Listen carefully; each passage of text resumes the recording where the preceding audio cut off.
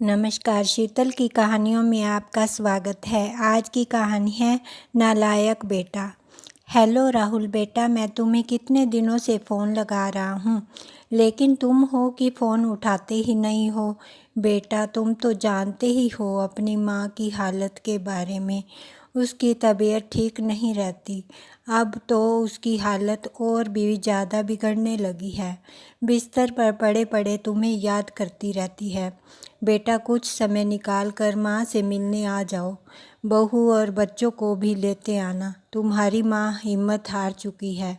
उसे तुमसे मिलकर कुछ सहारा हो जाएगा। अभी मनोहर लाल जी अपनी बात कह ही रहे थे कि राहुल ने अपनी मजबूरी बयान करनी शुरू कर दी। पिताजी, इस हफ्ते तो मुझे कोई छुट्टी नहीं मिल पाएगी और आपको तो पता ही है, मैं यहाँ पर अपना नया मकान बनवा रहा हूँ। मुझे वहाँ भी निगरानी रखनी पड़ती है। यहाँ पर मेरा रहना बहुत ज़रूरी है। मेरा आपके आस पास आना थोड़ा मुश्किल है। आप माँ की देखभाल के लिए एक नौकरानी रख लो। बेटे का स्पष्ट सा जवाब पाकर मनोहर लाल जी के चेहरे पर चिंता की रेखाएं और निराशा के भाव उफान मारने लगे। उनकी आंखें आंसुओं से भर उठी।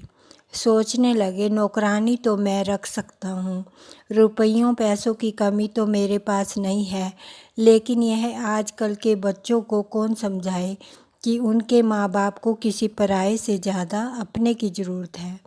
दिन प्रतिदिन कैंसर से पीड़ित शारदा जी की तबीयत बद से बदतर होती जा रही थी और मनोहर लाल जी के दिल में किसी कोने में एक अनजाना सा डर पनपने लगा था। बीमार पत्नी की देखरेख के लिए वे सारा दिन उसके पलंग के पास ही बैठे रहते।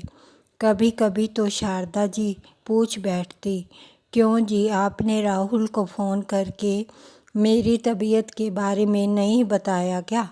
ऐसा कौन सा काम है जो अपनी माँ से बढ़कर हो गया उसके लिए? सुनिए जी, अगर हमारे बेटे को छुट्टी नहीं मिल पा रही तो हम ही उसके घर चले जाते हैं। कुछ दिनों से बहुत दिल कर रहा है अपने बच्चों से मिलने का। फिर मनोहर लाल जी फीकी मुस्कुराहट देकर झूठी तसल्ली देने लगते और कहते कि तुम्हारे लाडले ने यहाँ आने के लिए पूरे हफ्ते की छुट्टी के लिए अप्लाई किया हुआ है, इसलिए आने में कुछ समय लग रहा है। अब तो शारदा जी भी जान गई थी कि यह सब बातें उनके पति उनका दिल रखने के लिए कह रहे हैं, वरना दिल्ली यहाँ से है ही कितनी दूर। इस समय इस उपेक्षित वृद्ध दंपति के पास ऐसा कोई अपना नहीं था जिनके साथ वे अपना गम बांट सके। वे दोनों एक दूसरे को ही तसल्ली देकर रह जाते थे। मनोहर जी अपनी पत्नी से कहते कि शायद हमारी ही किस्मत खराब है जो हमें अपने बेटे बहू और पोते पोती के साथ रहने का भी सुख नसीब नहीं हो पा रहा। पोते पोती को अपनी गोद में खिलाने और उनसे लाड करने का अरमान तो अरमान ही रह गया। इस पर शारदा जी अपने पति को भावनात्मक संबल देते हुए कहती, आप तो अपना दिमाग बेकार की बातों में लगाए रखते हैं। बेटे की अपनी भी तो ज़िंदगी है, वह अपने पैरों पर खड़ा है, खुश है, इससे ज़्यादा हमें और क्या चाहिए। हमें उनकी खुशियों में अपनी खुशियाँ देखनी चाहिए। लेकिन फिर भी शारदा, क्या बेटे का कोई फ़र्ज नहीं बनता? जिसके भाग्य में जितना लिखा है वह उसे मिलकर ही रहता है। शायद हमारे भाग्य में बच्चों का सुख इतना ही था। हम बेकार में ही उनके आने की उम्मीद पाले रहते हैं। उनकी दुनिया में अब उनके अपने बीवी बच्चे और शहर के पढ़े लिखे लोग हैं। अब उनकी दुनिया में हमारी कोई जगह नहीं है। ऐसे ही दोनों एक दूसरे को तसल्ली देकर रह जाते थे और एक दूसरे के गमों को बांटने का प्रयास करते थे। घर का कामकाज संभालने के लिए भी मनोहर जी ने एक नौकर रख लिया था। नौकर रखने से उन्हें इस बात की तसल्ली रहती थी कि चलो कोई तो इस अवस्था में उनके साथ है जो उनके मुश्किल समय में उन्हें संभाल लेगा। कुछ दिन यूं ही बीते, लेकिन शारदा जी की बीमारी बढ़ती ही जा रही थी। अब तो दवाइयाँ भी उनकी बीमारी के सामने हिम्मत हारने लगी थी। लेकिन क्या मजाल, उनका बेटा उनका हालचाल पूछने भी आया हो। अपनी पत्नी की चिंता में डूबे मनोहर लाल जी ने बड़े भारी दिल से ना चाहते हुए भी अपने बेटे को फिर से फ़ोन किया। रुआंसी आवाज़ में बोले, बेटा, तुम्हारी माँ की हालत अब ज़्यादा बिगड़ने लगी है। यहाँ भी डॉक्टर को दिखा दिया, लेकिन डॉक्टर ने कहा है कि तुम्हारी माँ को किसी बड़े अस्पताल में ले जाने की आवश्यकता है। उन्होंने दिल्ली के एम्स हॉस्पिटल में ले जाने की सलाह दी है। उसकी यह हालत अब मुझसे देखी नहीं जा रही। तुम जल्दी से आकर हमें ले जाओ। तुम्हारी माँ को जल्द से जल्द अच्छे इलाज की ज़रूरत है। इस पर बेटे ने जवाब दिया, पिताजी, मैं किसी काम से मुंबई आया हुआ हूँ। आप माँ को एम्बुलेंस में दिल्ली के एम्स हॉस्पिटल में लेकर आ जाइए। मुझे 2 दिन लगेंगे वापस दिल्ली आने में। बेटे के कहने अनुसार मनोहर जी शारदा जी को एम्बुलेंस में दिल्ली लेकर आ गए और हॉस्पिटल में उन्हें एडमिट करवा दिया। डॉक्टरों ने तुरंत इलाज शुरू कर दिया, लेकिन बीतते हुए हर पल के साथ शारदा जी के बचने की उम्मीद भी कम होने लगी थी। लेकिन मनोहर लाल जी को इस बात की तसल्ली थी कि अपने बेटे, बहू और पोते पोती की एक झलक पाने को तरसती हुई शारदा की यह इच्छा तो कम से कम पूरी हो जाएगी।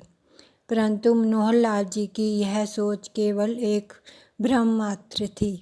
वह हर दिन सूरज निकलते ही दरवाजे पर टकटकी लगाए एक आशा भरी निगाह लिए अपने बेटे का इंतज़ार करते हैं, लेकिन हर शाम को उनका भरोसा दम तोड़ देता। हर बीतता दिन अब उन्हें अपने बेटे की फितरत का एहसास कराने लगा।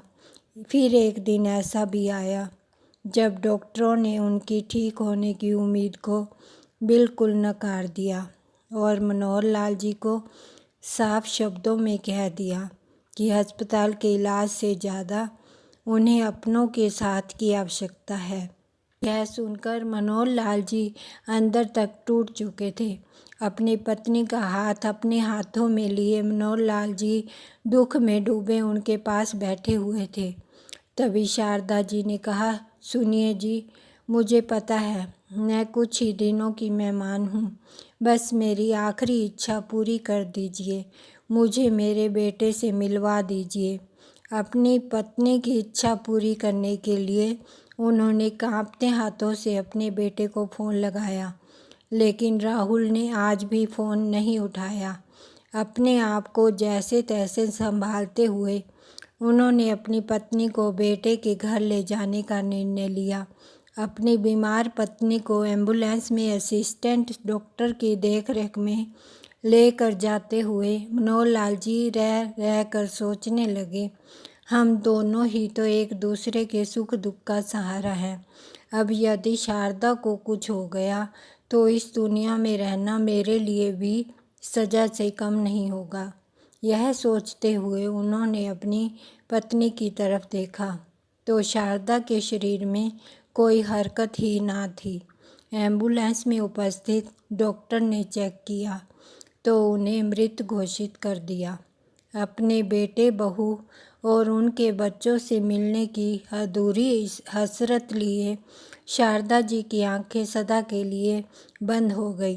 शारदा जी की मौत ने तो जैसे मनोहर लाल जी की जान ही निकाल ली थी। अपनी पत्नी के मृत शरीर को देखकर आंसू बहाने के अलावा उनके पास और कोई चारा नहीं था। वे एम्बुलेंस में अपने बेटे के फ्लैट के बाहर तक पहुंच चुके थे, लेकिन जब शारदा ही नहीं रही तो बेटे के घर जाने का क्या औचित्य। यह सोचकर उसी एम्बुलेंस से अपने मृत पत्नी को लेकर वापस गांव की ओर चल दिए। दिल पर पत्थर रखकर मनोहर लाल जी ने बेटे को फ़ोन करके उसे यह दुख भरी खबर सुना दी। 2 दिन बीत गए थे, लेकिन बेटा अभी तक घर नहीं पहुंचा था। मजबूरन बेटे की अनुपस्थिति में ही शारदा का अंतिम संस्कार भी कर दिया गया था। अपने घर के बरामदे में बैठे हुए मनोहर लाल जी बार बार यही सोचकर दुखी हो रहे थे कि शारदा के बिना अब आगे की जिंदगी वो कैसे काटेंगे। शारदा थी तो कम से कम किसी अपने के होने का एहसास तो रहता था, वरना बेटा होते हुए भी वे बेसहारा ही थे। उनके मन में बार बार ये प्रश्न रह रह कर उठ रहे थे, यदि बुढ़ापा इसी दर्द का नाम है तो ये क्यों आता है? क्यों बच्चे किस उम्र में अपने माँ बाप से इतनी दूरी बना लेते हैं कि उन्हें कष्ट भोगने के लिए अकेला छोड़ देते हैं। आज मनोहर लाल जी की पत्नी की मृत्यु हुए 5 दिन हो चुके थे, लेकिन अभी तक उनके बेटे ने आना जरूरी नहीं समझा था। सोचने लगे कि जब इसी बेटे को शारदा तकलीफ़ में देखती थी तो तिलमिला उठती थी, परंतु अपने माता पिता को इतने कष्ट देने के बाद भी उनके बेटे में रत्ती भर भी तिलमिलाहट का एहसास नहीं हुआ। बड़े होकर अपने ही बच्चे इतने स्वार्थी और पत्थर दिल कैसे हो जाते हैं। मनोहर लाल जी की आंखें रो रो कर लाल हो चुकी थी। अपनी पत्नी की असमय मृत्यु मानो उनकी आंखों के पानी को समाप्त करने वाली थी। अब तो ऐसा लग रहा था मानो इन आंखों में से खून बहने लगेगा। शारदा ने तो अपने बेटे को जरा सी भी दुख तकलीफ का एहसास तक नहीं होने दिया था। फिर वह उसकी अंतिम यात्रा में क्यों नहीं आया, जिसकी एक मांग भर शारदा दुनिया भर के पकवान बना दिया करती थी। उसकी जरा सी तकलीफ़ के लिए आसपास के वैद्य हकीमों को इकट्ठा कर लेती थी। उनकी इच्छा को जुबान पर आने से पहले ही पूरा कर देती थी। उसने तो अपनी ममता में कभी कमी नहीं आने दी थी। वही बेटा अब उसके बीमार होने पर तो क्या, अंतिम विदाई पर आने के लिए भी समय नहीं निकाल पाया था। मनोहर लाल जी सोचने लगे कि जो 2 वर्ष पहले राहुल गांव आया था तो मनोहर और शारदा ने उनके साथ चलने का जिक्र किया था। उनकी मॉडर्न बहू का तो यह बात सुनते ही चेहरा उतर सा गया था। जाने दोनों ने अकेले में क्या बातें की। अगले दिन जब उनके साथ चलने का समय आया तो राहुल ने टाल मटोल करते हुए कहा, पिताजी यहाँ की ढेर सारी ज़मीन तो खराब हो जाएगी, यहाँ की खेती को संभालना भी तो ज़रूरी है, इसलिए आप दोनों यहीं रहिए।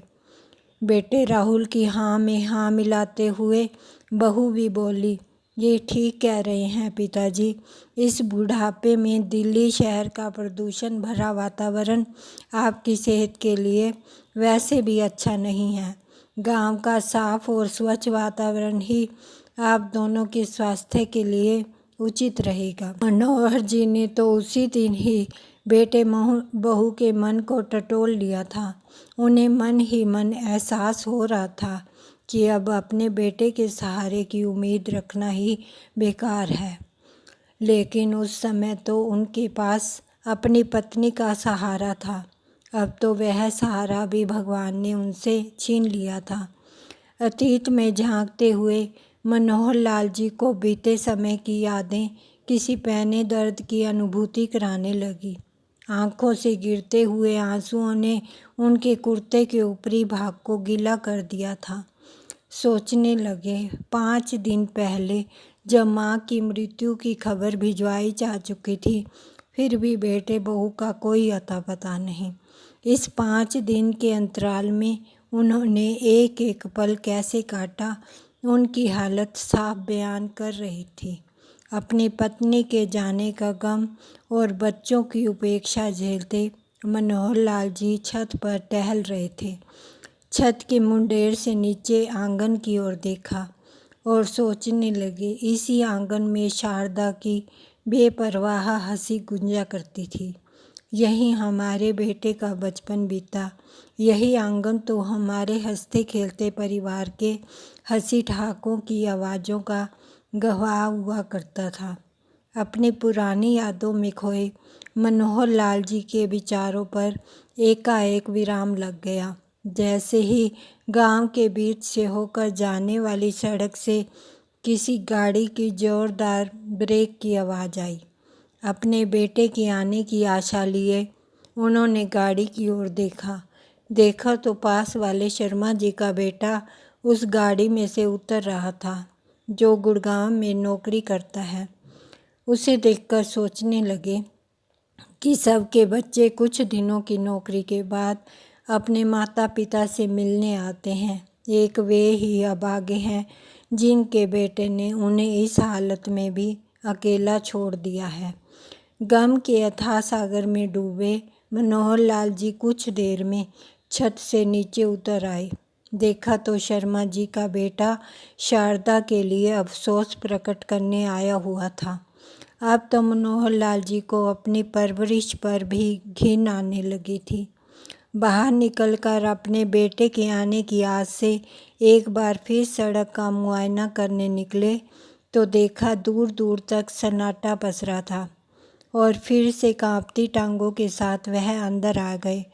अपनी माँ की 13वीं पर जब राहुल अपनी पत्नी और बच्चों के साथ गांव पहुंचा तो गांव में चारों ओर आश्चर्यचकित कर देने वाला सन्नाटा पसरा हुआ था।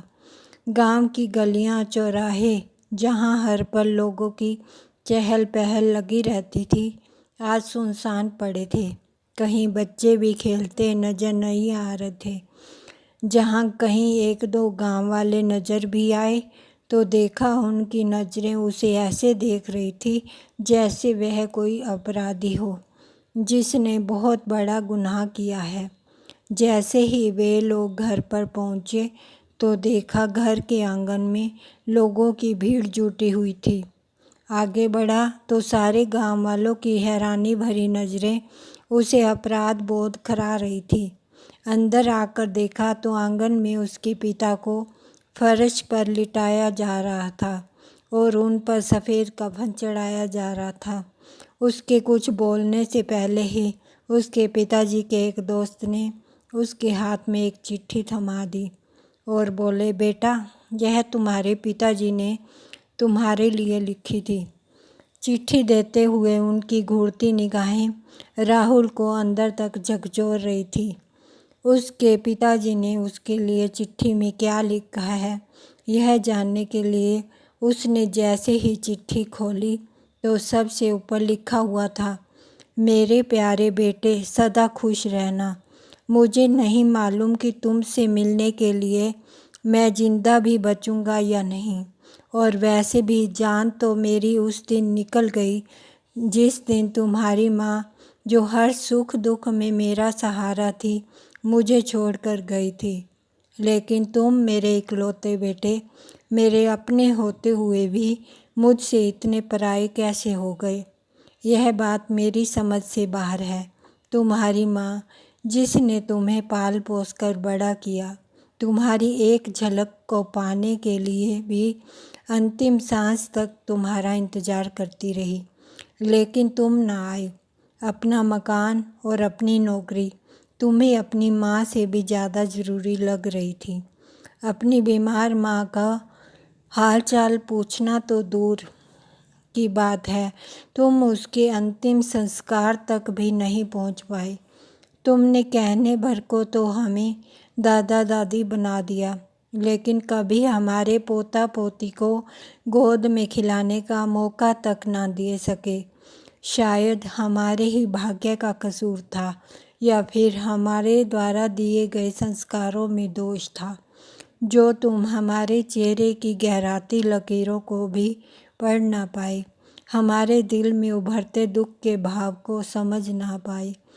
पत्र को पढ़ते पढ़ते ही राहुल बीच में रुक गया। पत्र में कुछ शब्द फीके हो चुके थे। शायद पिताजी के आंसुओं ने उन्हें धुंधला कर दिया था। फिर से राहुल ने पत्र पढ़ना शुरू किया। बेटा, मेरी भगवान से प्रार्थना है कि जो दुख हमें इस अवस्था में झेलने पड़े, ऐसे दुख भगवान किसी और माता पिता को ना दिखाए। लेकिन हमारे समाज में आजकल बुजुर्गों की स्थिति को देखते हुए मैंने महसूस किया है कि मेरे जैसे बहुत से बूढ़े माता पिता ऐसे हैं जिन्हें तुम जैसी औलाद के कारण नरक से भी बदतर ज़िंदगी जीनी पड़ रही है। इसलिए मुझे माफ़ करना, क्योंकि मैंने अपनी सारी ज़मीन और यह मकान वृद्ध आश्रम को दान कर दिया है। लेकिन मेरी यह दिल से इच्छा है कि जैसा तुमने हमारे साथ किया है वैसा तुम्हारे साथ ना हो। अपने जीवन के अंतिम समय को मैंने बहुत कष्टों में गुजारा है। आज मैं अपने जीवन का सबसे बड़ा निर्णय लेने जा रहा हूँ। मैं तुमसे अपने शरीर को मुखाग्नि देने का अधिकार छीनता हूँ।